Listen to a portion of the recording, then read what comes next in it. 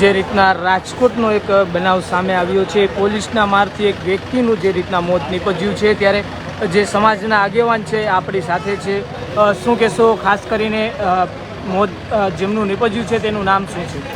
એમનું નામ રાજુભાઈ સોલંકી છે, જે અગાઉ 8 દિવસ પહેલાં અમીરભાઈ દેવજીભાઈ રાઠોડ એમની હારે જે અશ્વિન કાનગટ કરીને છે, જે એએસઆઈ એને લઈને આવેલ હતા. અને રાજુભાઈ અને અમીરભાઈ એ બે સાથે જ હતા ને એ બેયને સાથે મારેલ હતો. એ જ વ્યક્તિ આજ રાજુભાઈ સોલંકી છે, એનું પણ આજ ડેથ થઈ ગયેલું છે, જે અશ્વિનભાઈના મારવાથી થયેલું છે અને અમીરભાઈનું પણ એના મારવાથી થયેલું છે. અત્યારે પોલીસ કસ્ટડીમાં છે અશ્વિન કાનગટ. પણ આની માટે આમાં થોડુંક અમને યોગ્ય ન્યાય મળે એ માટે આઈપીએસ સુધા પાંડેને તપાસ સોંપે જલ્દીથી જલ્દી, કારણ કે આમાં પ્રૂફ પુરાવાના નાશ કરવાનો પણ પ્રયાસ કરવામાં આવતો હોય એવું અમને થોડુંક ધ્યાનમાં આવે છે અને સાચી દિશામાં તપાસ થાય એટલી અમારી માંગ છે. ખાસ કરીને જે અગાઉ પણ બનાવ બન્યો હતો, શું એવો કેસ હતો જેથી કરીને તેમને પોલીસ કસ્ટડીમાં મોકલવામાં આવ્યા હતા અને પોલીસ દ્વારા મારવામાં આવ્યો હતો? એમાં એવું હતું કે રાજુભાઈ સોલંકી છે, એના પાડોશી છે, એની હારે માથાકૂટ થયેલ હતી અને એમાં મારો ભાઈ તો હાવ નિર્દોષ હતો. એ સમાધાન માટે ગયેલો હતો, પણ એને પણ પોલીસે માર્યો છે અને ત્યાં જ્યારે જાય છે ત્યારે ફડાકો મારે છે, પછડી જાય છે અને માથાના ભાગે ઈજા થાય છે અને પછી પોલીસ કસ્ટડીમાં લઈને પણ મારે છે, એવું પોલીસના સીસીટીવી ફૂટેજમાં અમને દેખાડવામાં આવે છે. બરોબર છે. અને આ બેયને મારે છે અહીંયા અશ્વિન કાનગટ કરીને છે એ. એટલે આની તાત્કાલિક ધોરણે આમાં કડકમાં કડક કાર્યવાહી થાય. એસીપી આઈપીએસ સુધા પાંડેને આની તપાસ સોંપવામાં આવે અને 6 મહિનામાં આ કેસ પૂર્ણ થાય આની એવી અમારી માંગ છે. અને આ લાશ અમે ઉપાડવાના નથી જ્યાં સુધી આઈપીએસ સુધા પાંડેને આની તપાસ સોંપવામાં ન આવે. આની પહેલા પણ અમારી સાથે ખિલવાડ કરવામાં આવ્યો છે, એટલે હવે અમે કોઈનું માનશું નહીં. ખાસ કરીને જે આ બનાવ બન્યો છે તે બીજું મોત છે એક જ કેસમાં? આ એક જ કેસમાં આ બીજું મોત છે અને એને ટૂંકમાં બેરહેમીપૂર્વક મારવામાં આ બેયને આવેલ હતો. આગામી માંગ શું છે? કઈ રીતની બીજી પરિવારજનોની કાંઈ માંગ હોય? આમાં તો આઈપીએસ સુધા પાંડેને આની તપાસ એક નિષ્પક્ષ તપાસ અધિકારી આમાં નિમણૂક કરવામાં આવે એવી અમારી માંગ છે. શું કહેશો? ખાસ કરીને આપ પણ સમાજના એક આગેવાન છો, ત્યારે આ જે ભાઈનું મોત થયું છે પોલીસ કસ્ટડીની અંદર પોલીસના મારવાથી, જે રીતના આપ કહી રહ્યા છો, શું કહેશો એ મુદ્દે? જે અશ્વિન કાનગટ જે આરોપી છે, જે પોલીસ અધિકારી છે, એના દ્વારા પોલીસ અધિકારીને કોણે હક આપ્યો છે કે આવી રીતે મારે ત્યાં મરી જાય ત્યાં સુધી મારવામાં આવે? અમે સમાજને બધે એકત્રિત થયા અને સંગઠિતને કહ્યું છે, અમે આજે એકત્રિત થયા છીએ અને જ્યાં સુધી આની ભેગા હજી 2 આરોપી પણ છે, જે અશ્વિન કાનગટ ભેગા, એની હજી ધરપકડ કરવામાં નથી આવી, એની ધરપકડ કરવામાં આવે. અને જે જિજ્ઞેશભાઈ મેવાણીની સૂચના મુતાબિક કે જે મૃતક છે એના પરિવારજનોને સરકાર દ્વારા એમને સહાય કરવામાં આવે. ત્યાર પછી જે આઈપીએસ સુધા પાંડે છે એમના હાથમાં તપાસ સોંપવામાં આવે અને આ કેસની ટ્રાયલ 6 મહિનાની અંદર પૂર્ણ કરવામાં આવે, આવી બધી અમારી માંગ છે.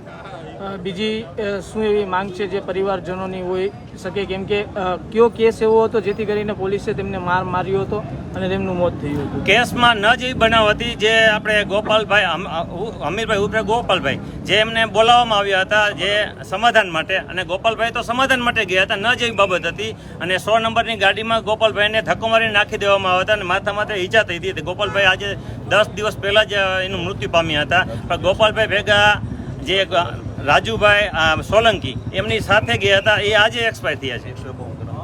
પોલીસે અત્યારે હાલ જે આરોપી છે અશ્વિન કાનગટ તેને કસ્ટડીમાં રાખ્યા છે.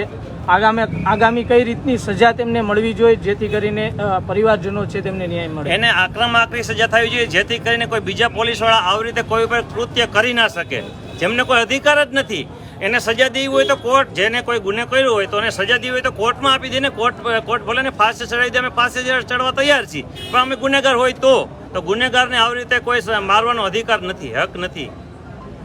હજુ હાલની તકમાં એ ડિવિઝનમાં પણ અમારા જે 2-4 ભાઈઓ હતા એને પણ ઢોર મારવામાં આવ્યો છે અને એક બેનને પણ ખોલે આમ કહેવામાં આવ્યું હતું કે કાલે જે મારો થોડો હોય ચોલે. એ ડિવિઝનની અંદર બહાર ઊભા રહીને એ બેને પણ એફઆઈઆર કરાવેલી છે, એમાં પણ કોઈ જાતને કોઈ ધ્યાન દીધું નથી. હજુ 3 દિનનો જ મુદ્દો છે. પોલીસ દ્વારા વારંવાર આવા બનાવો બનતા હોય છે. આ એક જ અઠવાડિયાની અંદર બીજો બનાવ બન્યો, શું કહેશો એ મુદ્દે? આમાં એવું છે કે પોલીસને તો એને એમ જ છે કે અમે રાજા થઈ ગયા, પણ એ અમારા ગુલામ છે. અમે એને આવીને અમે જે આ બધું પૈસા ને બધું અમે દઈએ ને ત્યાં એની બધાને પગાર થાય છે. એટલે અમે કંઈ એમ કરવાનું હોય એ અમને આવી રીતના ભૂંડી પર ઢોર મારવા અને અંદર એ પોલીસ ચોકીની અંદર દારૂ પીને અંદર બેઠા હોય એ ગેરકાયદેસર છે. જે રીતના આપ જોઈ રહ્યા છો કે પરિવારજનોમાં આક્રોશનો જે માહોલ જોવા મળી રહ્યો છે.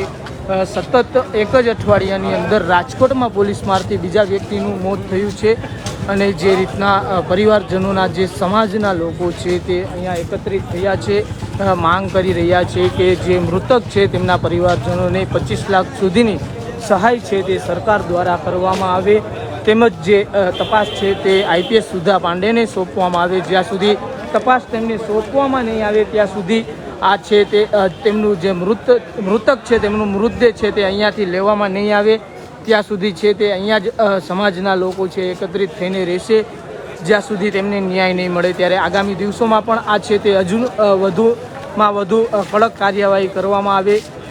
ગત જે 24 તારીખના રોજ જે બનાવ બન્યો હતો અને પોલીસના મારથી જે બે વ્યક્તિને કસ્ટડીમાં રાખીને મારવામાં આવ્યા હતા. એક તો જે ગોપાલભાઈ ઉર્ફે જે અમીરભાઈ છે તેમને જે રીતના મારવામાં આવ્યો હતો, તે બાદ જે બીજા એક વ્યક્તિને પણ મારવામાં આવ્યો હતો રાજુભાઈ, તેમનું પણ આજે મોત થયું છે. ત્યારે એક જ વીકની અંદર છે તે 2 મોત થયા છે.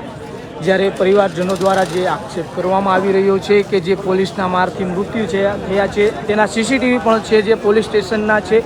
ત્યારે આગામી દિવસોમાં છે તે એક જ વ્યક્તિ ઉપર 2 જે મર્ડરના જે ગુનાઓ છે તે લાગ્યા છે. ત્યારે આ પોલીસ હોવાથી તેના ઉપર જે રીતના જે આક્ષેપો લાગ્યા છે તે બાદ જે આરોપી છે અશ્વિન કાંગડ તેમને હાલ પોલીસે કસ્ટડીમાં લઈ લીધા છે, તેમજ આગામી દિવસોમાં તેના ઉપર આકરાથી આકરી સજા પરિવારજનો છે તે લોકો માંગ કરી રહ્યા છે.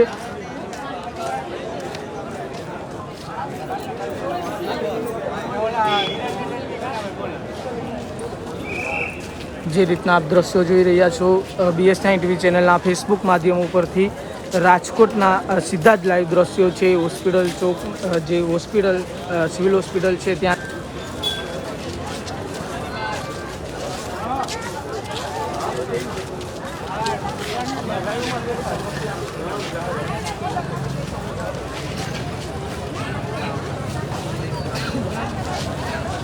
જે રીતના આપ દ્રશ્યો જોઈ રહ્યા છો કે પોલીસના પણ અનેક અધિકારીઓ છે તે અહીંયા રાજકોટ સિવિલ હોસ્પિટલ ખાતે પહોંચી ચૂક્યા છે. સમાજના અનેક લોકો અહીંયા આવી રહ્યા છે, પરિવારજનોના જે સમર્થનમાં આવી રહ્યા છે.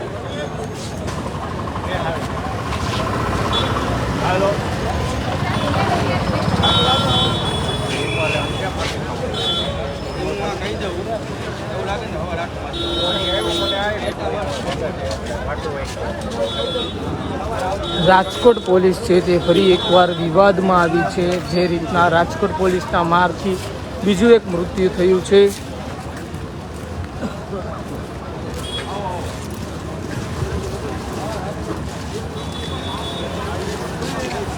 રાજુભાઈ સોલંકી નામના જે વ્યક્તિ હતા જે પોલીસ કસ્ટડીમાં હતા, તેના જે પોલીસ કસ્ટડીમાં તેમની ઢોરમાર મારવામાં આવ્યો હતો. જે રીતના તે બાદ તેમને જે સિવિલ હોસ્પિટલ ખાતે ખસેડવામાં આવ્યા હતા, પરંતુ અહીંયા પણ કોઈ જાતની જે સારવાર છે તે મળી ન હતી.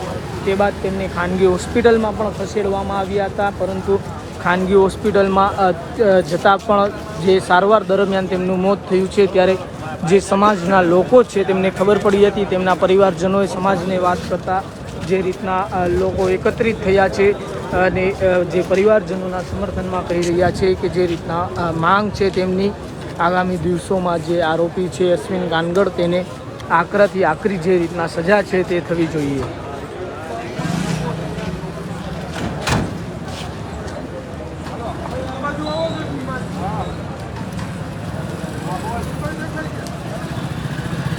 પરિવારજનો દ્વારા એ પણ આક્ષેપ છે તે કરવામાં આવી રહ્યો છે કે જે રીતના કોઈ સબૂત હોય છે તેની સાથે છેડછાડ થતી હોય તેવો પણ પરિવારજનોએ આક્ષેપ કર્યો હતો. આપે લાઈવ દરમિયાન જે રીતના સમાજના આગેવાનનું જે ઇન્ટરવ્યૂ જોયું હતું તેમાં સમાજના આગેવાન કહી રહ્યા હતા કે અમને તેવું લાગી રહ્યું છે જેથી કરીને અમે જે તપાસ છે તે આઈપીએસ સુધા પાંડેને સોંપવામાં આવે તેવી માંગ કરી રહ્યા છીએ.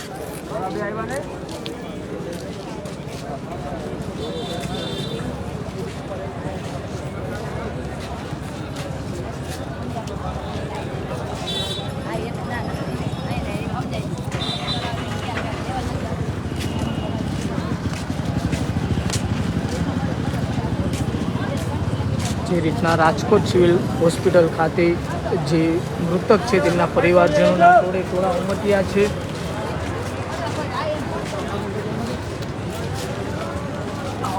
જે મૃતક છે તેમને યોગ્ય ન્યાય મળે તે રીતની જે રીતના માંગ કરવામાં આવી રહી છે.